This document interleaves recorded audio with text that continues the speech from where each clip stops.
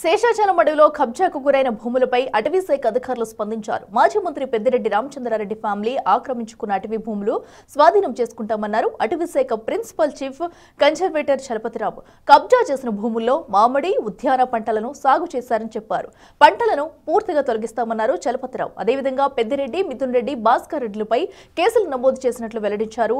కోర్టులో కూడా విచారణ జరుగుతుందన్నారు. ఇది సహకరించిన అధికారులపై కూడా చర్యలు తీసుకుంటామని చెబుతున్న అటవీ శాఖ ప్రిన్సిపల్ చీఫ్ కన్జర్వేటర్ చలపతిరావుతో మా ప్రతినిధి మణికుమార్ ఫేస్ టు ఫేస్.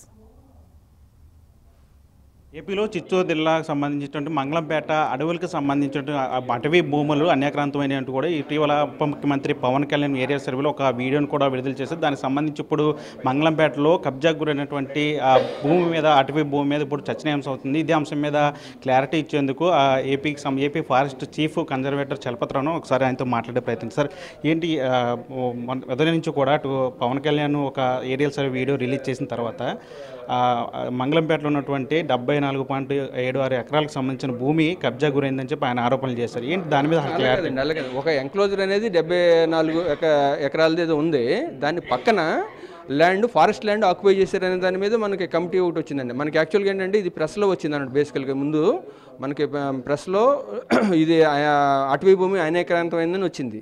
దాని మీద గవర్నమెంట్ ఏంటంటే ఒక కమిటీని కాన్స్టిట్యూట్ చేసింది. జాయింట్ మంగళంపేటలో అటవీ భూమి పవన్ కళ్యాణ్ చెప్పిన అటవీ భూమి అనేకాంతమైన వచ్చింది కాదు, మీకు అదే చెప్తాను. అదే అనేకాంతమైన వచ్చిన దాని మీద ఏంటంటే అది ఎన్క్లోజర్ను దాని పక్కన ఉన్న ల్యాండ్స్ ఎంత ఉందనేది చూసామన్నమాట. సర్వే టీము ఆల్రెడీ ఇన్స్పెక్ట్ చేసిన తర్వాత ఆ ఎన్క్లోజర్ పక్కన ఉన్న 32 ఎకరాల భూమి ఆక్యుపై చేసినట్టు చెప్పారు. 32.63 ఎకరాలు అనమాట. సో అది ఆక్యుపై చేసిన దాని మీద మనం ఏంటంటే కేసు బుక్ చేసేసి ఇప్పుడు కోర్టులో దీని ప్రాసిక్యూషన్ కోసం మనం పెట్టామన్నమాట. సో దాని ప్రకారం ఫర్దర్ యాక్షన్ అంతా కూడా అది డ్యూ ప్రాసెస్ ఫాలో అయ్యి తీసుకుంటాం. అంటే వాస్తవానికి పవన్ కళ్యాణ్ ఆరోపించిన తర్వాత ఏదైతే పెద్దిరెడ్డి ఫ్యామిలీకి సంబంధించిన ఆక్రమించిన భూమి ఉందో అది 2000 సంవత్సరంలోనే కొన్నాము, ఇది చట్టబద్ధమైన భూమి, ఇక్కడెక్కడ ఆక్రమణ చేయలేదని వాళ్ళు చెప్తున్నారు. దాని మీద ఎట్లాంటి క్లారిటీ?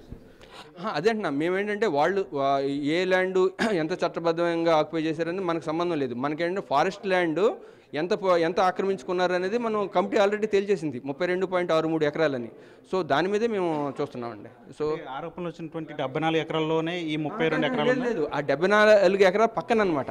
దానికి ఆనుకుని ఉన్న ఫారెస్ట్ ల్యాండ్ని ఆక్రమణకు గురైంది. అది ఎంత అని చూస్తే 32.63 ఎకరాలు. సో దాని మీద మనం కేసు రిజిస్టర్ చేసేసి అది ప్రాసిక్యూషన్ కోసం కోర్టులో ఇది సబ్మిట్ చేయడం జరిగింది. So further course of action అంతా కూడా డ్యూ ప్రాసెస్ ఫాలో అవుతాం. లీగల్గా ఏది ఫాలో అయ్యి ఫర్దర్ కోర్స్ ఆఫ్ యాక్షన్ తీసుకుంటాం. అంటే దీనికి సంబంధించి రోడ్డు కూడా వేశారని చెప్తున్నారు. అంటే అట్లా ఏ విధంగా చేశారు? అది రైట్ ఆఫ్ వే గురించి కూడా మాట్లాడాను కదా. సో దాంట్లో ఏంటంటే అది ఎంత రైట్ ఆఫ్ వే దానికి అది అధిగమించారు కూడా దాంట్లో మన ఇది జాయింట్ రిపోర్ట్లు, జాయింట్ సర్వే రిపోర్ట్లు అన్నీ ఉన్నాయి. సో మనకి కోర్టులో ఉన్న తర్వాత అది తేలిన తర్వాత మనం ఫర్దర్ ఏంటని తీసుకుంటాం. అది దీని మీద ఏమైనా ఎంక్వైరీ చేశారంటే? ఎంక్వైరీ చేసిన తర్వాతే enquiry and survey, joint survey అయిన తర్వాత వచ్చిన ఫిగర్స్ ఇవి. సో దీని మీద ఫర్దర్ కోర్స్ ఆఫ్ యాక్షన్ మేము తీసుకుంటాం. అంటే పెద్దిరెడ్డి ఫ్యామిలీ భూములు కబ్జా చేసిందనే దాని మీద ఎంక్వైరీ ఏమైనా చేశారా? దానికి సంబంధించి అదే చేసిన తర్వాత పేర్లని రాసాం కదండి. ఎవరి పేరు మీద కేసు బుక్ చేసాం ఇందాక మీకు చదివి వినిపించాను. ఆ కేసులు ఎందుకంటే ఆ ఎంక్లోజర్లో ఎవరైతే ఉన్నారో, ఎవరి మీద కేసు బుక్ చేశారో అన్నీ కూడా మీ ఇందాక చదివి వినిపించాను కదండి. సో దాని మీద లీగల్ ప్రాసెస్ స్టార్ట్ అయ్యింది. సో అది అయిన తర్వాత ఫైనల్ దాన్ని మనకు వచ్చే డైరెక్షన్ ప్రకారం ఫర్దర్ కోర్స్ ఆఫ్ యాక్షన్ ఉంటుంది. డ్యూ ప్రాసెస్ ఫాలో అవుతాం. చట్టం ఉందండి. అంటే మీరు 1968లో అంటే 1968లో ఈ మంగళంపేట ఏదైతే రిజర్వ్ ఫారెస్ట్ ఉందో అప్పుడు నోటిఫై అయిందనమాట.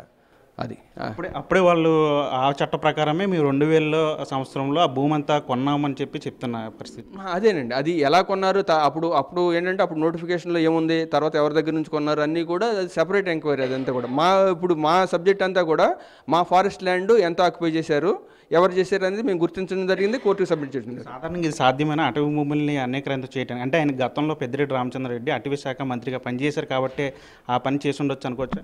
అది తెలియదండి. అవన్నీ కూడా ఫర్దర్ ఇన్వెస్టిగేషన్ తేలుతాయి. మేము ఏంటంటే ఇన్వెస్టిగేషన్ ఎంతవరకు చేశారో అంతవరకు చెప్తాం, కానీ ముందు అంటే ప్రిజంప్షన్తో ఏం చెప్పకూడదు. ఇన్వెస్టిగేషన్లో తేలింది ఏంటంటే 32 ఎకరాలు ఆక్యుపై చేశారు. అంటే ఫారెస్ట్ డిపార్ట్మెంట్ తరపు నుంచి దీని మీద వచ్చినట్టు ఆరోపణలకి నెక్స్ట్ స్టెప్ ఏం చేయబోతుంది? నెక్స్ట్ స్టెప్ అదేనండి. వన్స్ మనకి ఇప్పుడు అన్ని పేపర్స్ సబ్మిట్ చేసి ఛార్జ్ షీట్ ఫైల్ చేసాం. ఇప్పుడు సీసీ నెంబర్స్ అవి వస్తాయి. వచ్చిన తర్వాత ప్రాసిక్యూషన్ స్టార్ట్ అవుద్ది. అయిన తర్వాత దాన్ని ఫైనల్ రిజల్ట్ ప్రకారం ఫర్దర్ కోర్స్ ఆఫ్ యాక్షన్. ఫైనల్గా చెప్పండి, ఎంత భూమి ఆక్రమణకు గురైంది? అదే 32.63 ఎకరాలు అంతే. 32 ఓకే ఓకే. ఇది చూసాం కదండి. నిన్నటి నుంచి కూడా వస్తున్నటువంటి ఆరోపణలకు సంబంధించి ఆయన కూడా ఒక క్లారిటీ ఇచ్చారు. అంటే 32.6 ఎకరాలకు సంబంధించినటువంటి అటవీ భూమి అన్యాక్రాంతమైంది, దానికి సంబంధించి కూడా లీగల్గా కూడా యాక్షన్ తీసుకోవడానికి సిద్ధమవుతున్నాం అని చెప్పి ఆయన కూడా చెప్తున్న పరిస్థితి. ఏదైతే పెద్దిరెడ్డి ఫ్యామిలీకి సంబంధించినటువంటి వస్తున్న ఆరోపణలు అవన్నీ కూడా పూర్తిగా చట్ట ప్రకారం తేలాల్సిన అంశాలని చెప్పి వాళ్ళు కూడా చెప్తున్న పరిస్థితి కనిపిస్తుంది. వల్లితో మనీ, బిగ్ టీవీ, మంగళగిరి.